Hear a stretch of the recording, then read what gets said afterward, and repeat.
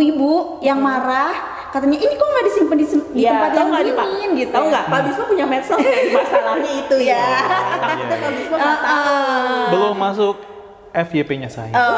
Karena setiap viral Pak kesenggol lagi. Bahwa yang bertanggung jawab terhadap keamanan pangan yang beredar itu bukan kita masyarakat atau kita Badan POM, tapi adalah pelaku usaha. Jangan membeli produk ini karena tidak boleh dikonsumsi oleh ibu hamil, ibu menyusui dan anak di bawah 5 tahun.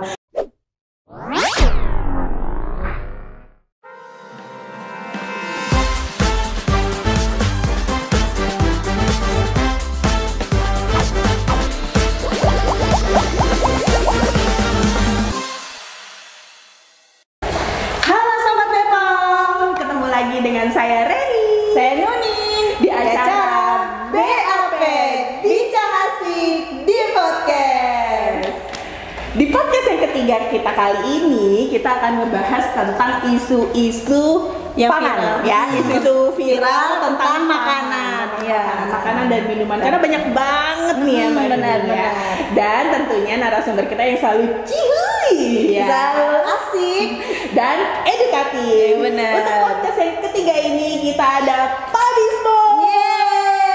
Halo, selamat siang Sobat BPOM. Ya, Pak Bismo ini merupakan ketua tim dari pemeriksaan ya. Jadi yang berkeliling memeriksa makanan, yang hatam soal pengawasan BPOM. ya, jadi berkeliling makanan dan minuman, obat, obat tradisional dan kosmetik, semua produk yang diawasi oleh BPOM ya. Nah, sekarang kita mau Nanya-nanya nih nanya ya. tentang pangan ya Pak ya, khusus tentang pangan karena banyak banget isu-isu viral ya. Yang Contohnya kayak ibu-ibu yang marah, katanya ini kok nggak disimpan di tempat yang dingin gitu. Tahu nggak? Pak Bisma punya medsos masalahnya itu ya. Takutnya Pak Bisma nggak tahu. Belum masuk FYP-nya saya. Berarti FYP-nya beda ya. Kalau kita gitu ya, kalau kita yang viral-viral itu langsung masuk. FYP kita tuh viralnya tuh berbeda dengan FYP-nya Pak Bisma. Jadi gini Pak, ada ibu-ibu dia tuh beli susu UHT yang 1 liter, terus dia marah-marah ke kasir minimarket, katanya kenapa nih susunya tuh nggak dingin? Taruhnya di suhu ruang aja ya. Iya, dia tuh marah karena susu itu harusnya suhu dingin gitu ya. Padahal dia takutnya rusak atau apa gitu kali ya. Padahal dia beli susu UHT ya. Iya, padahal dia susu UHT. Yang kedua ya roti. Ya. Rotinya kok lama sih expirednya Pak? Gitu kok bisa sih gitu ya. Dan ternyata ada hasil lab uji dan gini. Itu agak menyedihkan juga bagi BPOM ya Pak ya.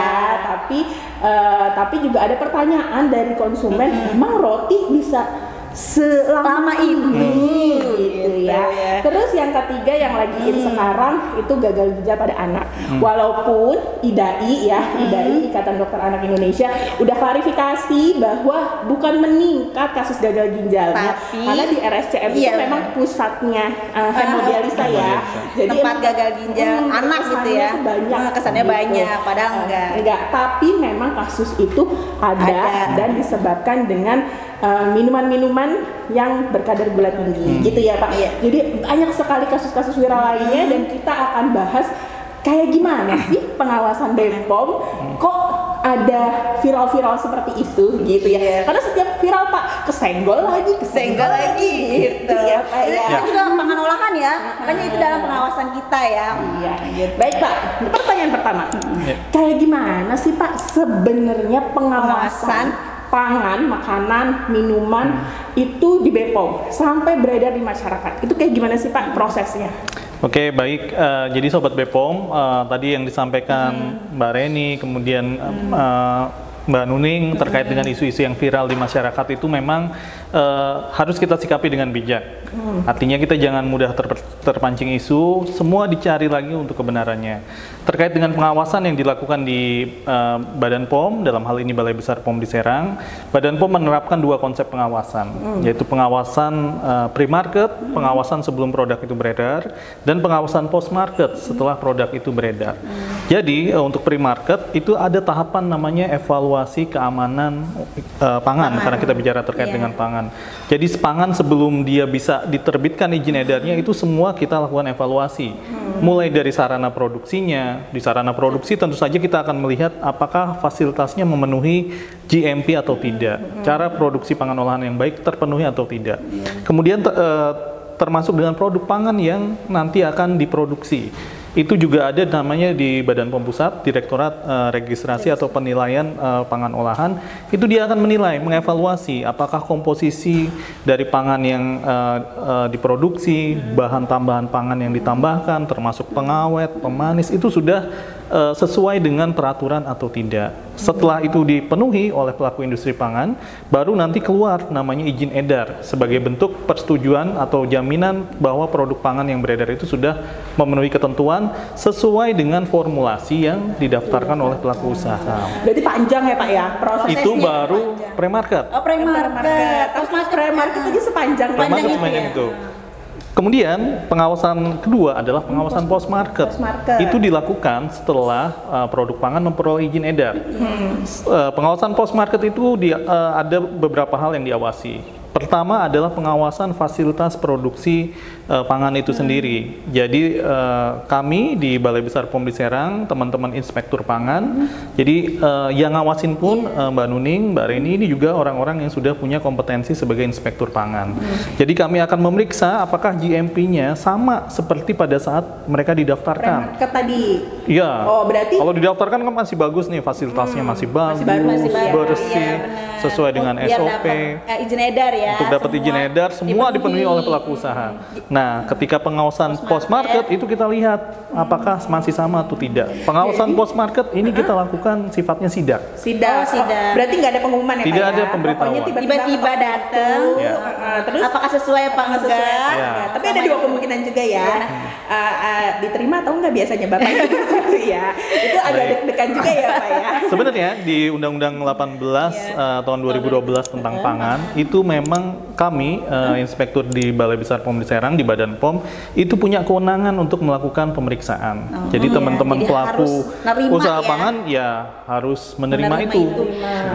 Nih Pak, kalau misalnya pre-market udah ya diawasi, post-market juga udah. Tapi ada nggak sih kemungkinan keamanan pangannya itu bisa melenceng, berubah? Karena kan tadi di pre-market semua kata-kata baru terpenuhi, semua terpenuhi. Karena tadi kata Mbak Nuning ya mau nggak mau kan, karena supaya dapat izin edar. Nah pas di post-market ada nggak yang main-main gitu ya? Baik, jadi mungkin untuk informasi juga pelaku usaha di kita itu banyak variannya, banyak ragamnya. Ada memang pelaku usaha yang konsisten dari awal. Jadi ketika mereka buat dari awal seperti formulanya ABCD, ya sudah mereka nyutin ABCD juga.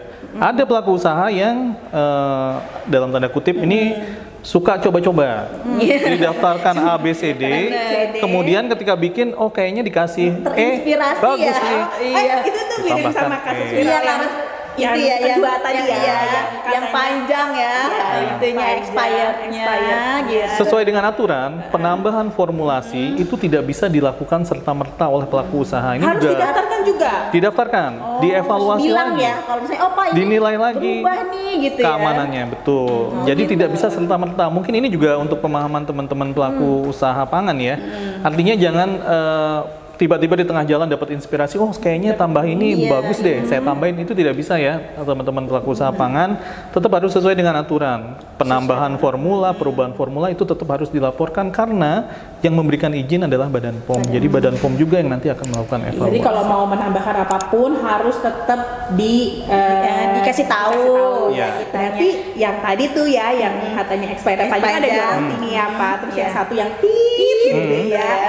Itu berarti kan kita disenggol nih, gimana nih BPOM gitu, ternyata tuh ada kemungkinan itu ya Pak ya, jadi pas didaftarkan sudah dia sesuai dengan formulasi ABCDE, ternyata selama berjalan ya dia terinspirasi gitu dan nggak bilang, karena yang diawasi kan banyak ya Pak, ada ribuan, puluh ribuan mungkin ya. Kita kan banyak ya produk obat dan makanannya. Jadi post marketnya pun juga mungkin belum ke roti itu gitu ya, terus Jadi, akhirnya iya. tapi alhamdulillah ketemu ya Pak ya. Mengingatkan kembali Mbak Reni, Mbak Nuning bahwa di Undang-Undang 18 tahun 2012 tentang pangan itu di state bahwa yang bertanggung jawab terhadap keamanan pangan yang beredar itu bukan kita masyarakat atau kita Badan POM, tapi adalah pelaku usaha.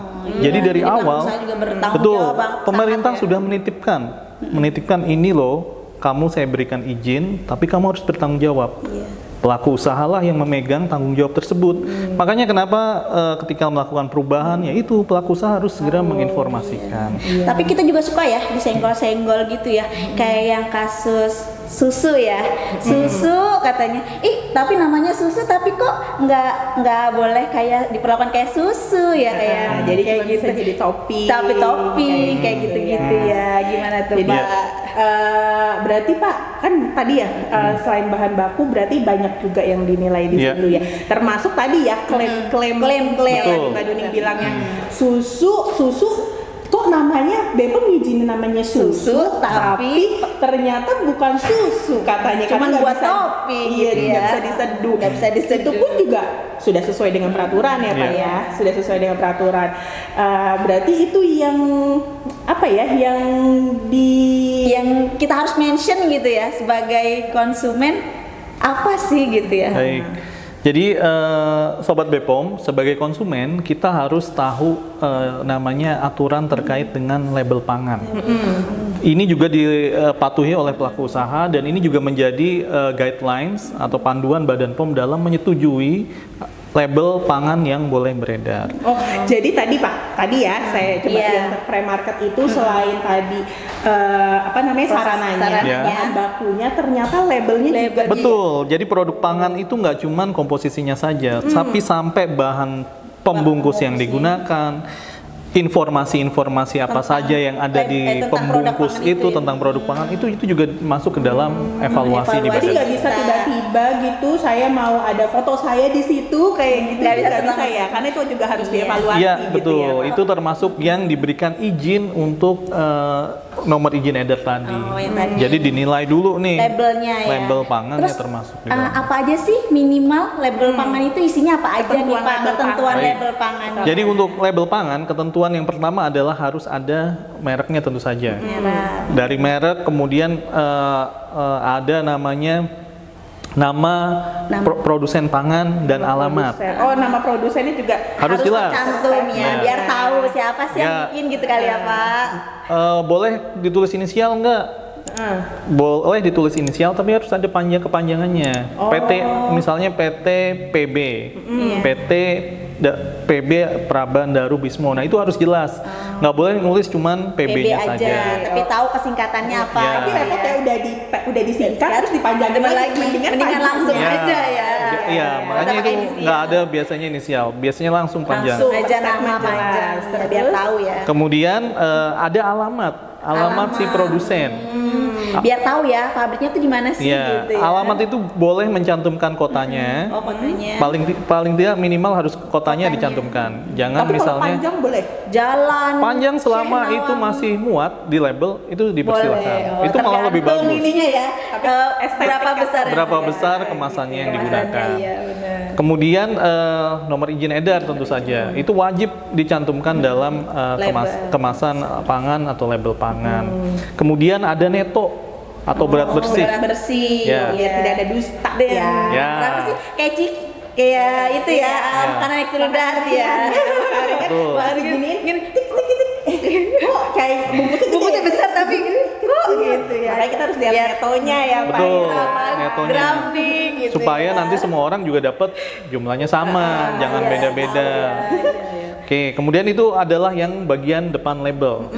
Oh, depan belakang Beda. kanan. Nah, ada beda, Ada ketentuannya yang berbeda. bedanya. Jadi yang bagian depan itu tadi yang harus iya. dipenuhi. Jadi Nah, nggak boleh nih Pak, saya maunya Suka-suka ya? suka-suka deh merek dagang saya mau di belakang kayak gitu, nggak boleh Pak. gitu. Nggak, nggak bisa. Itu juga ada aturannya. Ya Allah ya. Jadi memang udah diatur ya. Sudah diatur, tujuannya satu, Mbak Reni, Mbak Nuning, memudahkan konsumen untuk membaca. Oh iya, iya. Jadi yang di depan tuh yang biar eye catching gitu ya. Ya. Oh, biar tahu. Biar kita nih. tahu ya. Jadi kalau kita mau pas makan harinya sek sek sek, kok kecil banget. Iya. Kalau adanya di belakang kan Susah nggak tahu. ya, Netonya kalau di susah. situ oh iya ini Netonya sekian, berapa? oh pantesan ya Betul. gitu. Ternyata ada aturan. Ya, itu bagian depannya. belakang, iya, bagian Sekarang kita depan. ke bagian belakang. Bagian Nah, bagian belakang pangan apa saja sih yang wajib dicantumkan? iya. Yang pertama komposisi. Komposisi. Komposisi itu juga ada aturannya penulisannya Sobat Bepom. Jadi dimulai dari bahan yang paling banyak digunakan itu ditulis nomor depan. Komposisi dari Oh, bahan jadi yang paling banyak. Jadi kita digunakan. bisa tahu ya, misalnya, oh kita makan sesuatu yang paling banyak apanya nih, gitu ya. Gitu. Itu bisa dilihat di situ. Benar-benar. Jadi misalnya nih kita mau bikin makanan ringan, terus yang kan tepung ya, Iya. tepung, minyak, garam, nggak bisa tuh garam dulu, Nggak kayak bisa. gitu nggak bisa. Nggak bisa. Jadi harus tepung dulu, misalnya yang paling banyak Iya. tepung, jadi tepung dulu, Iya. Karena gitu ya. kadang-kadang itu ada yang ngurutinnya sesuai alfabet, Pak, Nah, gitu kan. itu Dari salah. A dulu sampai Iya, Z. biar gitu. tahu ya apa aja dulu, gitu ya. Itu salah. Oh, jadi dari jadi yang nggak- terbanyak. Dari yang paling banyak Oh, dicantumkan. Jadi teman-teman Sobat Bepom, para konsumen pangan, kalau mau lihat sebenarnya yang saya makan itu isinya apa sih? Lihat komposisinya. Iya, benar-benar. Urutan pertama di komposisi adalah jumlah yang paling banyak di sana. Berarti balik lagi ke Iya. tadi yang masalah tadi susu itu susu ya, yang susu. Kok bukan susu kayak bukan susu gitu ya. Berarti kok gini, oh berarti mungkin di komposisi Di komposisinya. awalnya itu yang pertama itu bukan susu atau Iya. padatan susu atau cairan susu, tapi mungkin kalau nggak salah sugar Ingredient ya. lain, Iya, gula sugar. atau Tapi- air. Iya, tapi kenapa dia bisa dibilang susu? Karena tetap ada tetap susunya. ada Betul, Iya, tetap ada gitu. susunya. Nah itu bagian belakang Pak, komposisi, cuman komposisi aja Pak. Ayo masih banyak. Oh, masih apa nih? Gini, Gitu, Pak. kita lihat. Ini masih nyambung tadi, Iya. harus bijak orang tua memberikan makan ke anaknya. Itu ada namanya perhatian atau peringatan. Peringatan kayak gimana Pak? Misalnya, jika produk pangan tersebut mengandung pemanis buatan, Oh, iya. asesulfam, itu maka akan ada tulisan peringatan di bawahnya. Tidak cocok digunakan, tidak cocok dikonsumsi untuk penderita fenilketonuria, Atau ibu hamil atau untuk ibu ya. hamil, atau anak di untuk bawah anak di bawah 5 tahun. Oh iya, pernah baca ya kalau kayak gitu. Tapi itu juga jadi pernah jadi hoax loh Pak. Pernah jadi hoaxnya tuh kayak gini. Apa namanya di Facebook Iya, di di media sosial, jangan membeli produk ini karena tidak boleh dikonsumsi oleh ibu hamil, ibu menyusui dan anak di bawah 5 tahun. Padahal itu sebenarnya Udah Udah ada gitu ya. Tinggal di kita mau labelnya. membaca atau Iya, tidak. maksudnya itu hoaxnya itu jadi menyebutkan bahwa produk itu berbahaya. Iya. Padahal sebenarnya produk itu yang benar ya Pak ya. Iya. Dia benar Karena dia mencantumkan. itu gitu Tuh. ya, mencantumkan pernyataan itu. Iya, bukan produk yang berbahaya tapi dia memang cuma tidak boleh dikonsumsi. Tidak boleh dikonsumsi Iya, oleh karena orang-orang yang mengandung tadi. itu yang tadi misalnya Betul. pemanis buatan dan kayak gitu hanya ya. 3 kelompok itu aja Iya. gitu ya kayak. Karena tuh kadang gitu ya, ketika produsen mematuhi peraturan, tapi Malah masyarakat dijadikan iya. digoreng dan dijadikan itu tuh jadi Panas, dan viral bilangnya itu berbahaya Ya. malah gitu. Padahal itu loh yang bener gitu. Makanya ya. yang tadi saya sampaikan di depan, jangan terpancing sama isu Sobat Bepom. Iya. Perhatikan lagi, baca lagi dengan baik, teliti produk Labelnya. sebelum membeli. Iya benar.